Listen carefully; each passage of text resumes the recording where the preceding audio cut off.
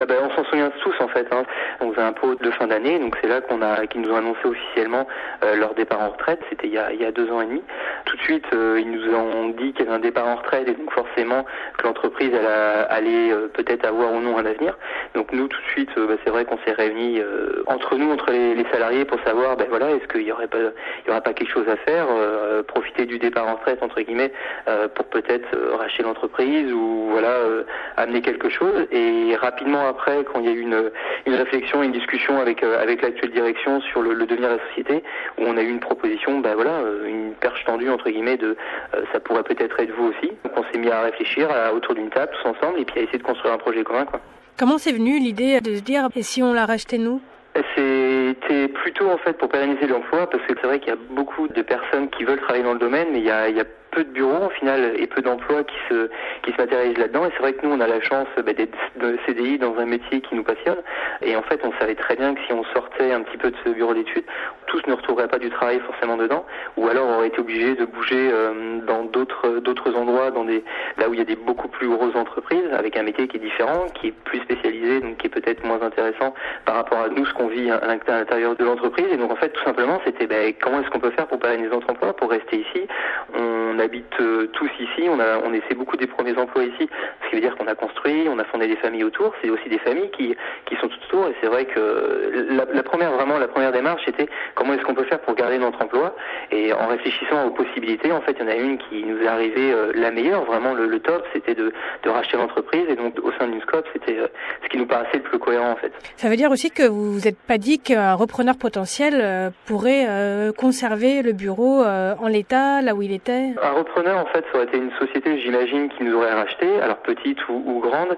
Nous, tout de suite, un rachat, quand on voit, l'actualité qui est assez anxiogène, qu'on voit à chaque fois des délocalisations, des plans sociaux, forcément, nous, on s'est mis tout de suite ça en tête, à se dire, si on se fait racheter à terme, il y a une mauvaise intention qui est derrière. Et c'est pour ça qu'au début, tout de suite, on s'est très rapidement mis autour d'une table pour réfléchir à un projet commun, pour se dire, il y a une porte qui s'en trouve, il faut qu'on l'ouvre et qu'on exploite ça au maximum. Et ça a marché grâce aussi à la collaboration de la direction, qui tout de suite a entendu notre message, à se dire que c'est peut-être pas l'offre financière la plus intéressante, mais il y a des familles derrière, il y a des valeurs, il y a des choses qu'on veut défendre et qu'on aimerait mettre en avant, et que ça a été entendu. Donc là, pour le coup, on a eu de la chance aussi, quoi. Et du coup, ça a été, quand vous dites qu'il a fallu travailler, faire un projet, et là, faire ces 2 ans de mise en place de la chose, qu'est-ce qu'il y avait à mettre en place précisément? À réfléchir à l'avenir, c'est comment est-ce que tout seul, comment est-ce qu'on pourrait faire. Donc qui c'est qui est intéressé, qui c'est qui veut prendre ça comme responsabilité. Ah oui, mais il y a toutes ces compétences de management, de gestion qu'on n'a pas. Comment est-ce qu'il va faire pour combler ça? Est-ce que l'organisation actuelle, on la garde? Est-ce qu'on change des trucs? Est-ce qu'on on prend des locaux plus grands? Est-ce qu'il va falloir investir dans du matériel, dans des choses? C'est tout ça qu'il faut qu'on commence à prendre en compte. Et en fait, quand je parle de projet, c'est aussi en termes de valeur, parce que on veut reprendre quelque chose à 12, mais comment est-ce que ça fonctionne à 12 en termes de hiérarchie, parce qu'il faut voir aussi, nous les salariés, c'est qu'on se voit en dehors du boulot, donc on est collègues et copains, quoi. Donc il y a une relation amicale. Comment est-ce que aussi perdurer cette relation amicale et pas que elle soit un petit peu elle soit détruite par le côté vraiment professionnel et la reprise du projet, que ça peut amener des tensions. Donc c'est tout ça aussi, parce que on voulait que ça soit cohérent, que chacun amène sa pierre à l'édifice, que chacun puisse avoir son mot à dire, que n'importe qui, même le dernier arrivé, puisse se fasse entendre, que la personne la plus ancienne au sein de la société. C'était aussi un projet vraiment global qu'on voulait mettre, et donc ça a pris du temps. On a pris énormément de réunions, d'appels, de discussions, d'aide aussi. On a été voir d'autres entreprises en Scope, comment ça tournait, comment ça marchait. Et parce que vous connaissiez un peu le système des Scopes avant?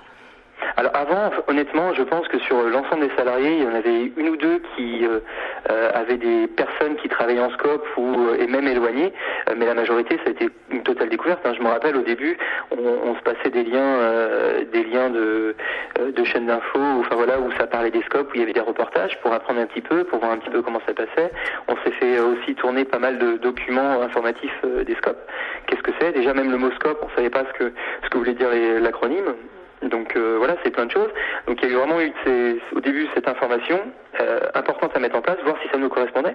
Entre une entreprise qui a une tête, une direction, qui a créé l'entreprise est un petit peu son bébé, et entre nous qui reprenons quelque chose, un outil qui est fonctionnel et on va essayer de l'adapter à nous maintenant.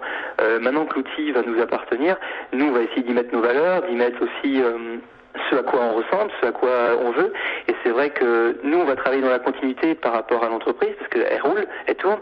Mais après, on va essayer d'y amener peut-être d'autres stratégies, une autre façon de faire. C'est vrai qu'on est jeune, c'est notre premier emploi, la moyenne d'âge est de 32 ans.